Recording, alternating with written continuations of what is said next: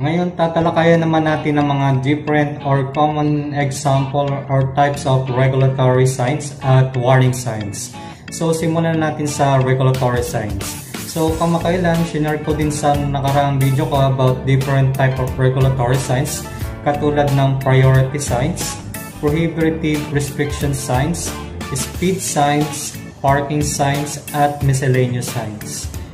Alam natin na madaming road traffic signs pero ang papakita ko lang sa screen ay mga common regulatory signs na karaniwang natin makikita dito sa Pilipinas. So, simulan na natin.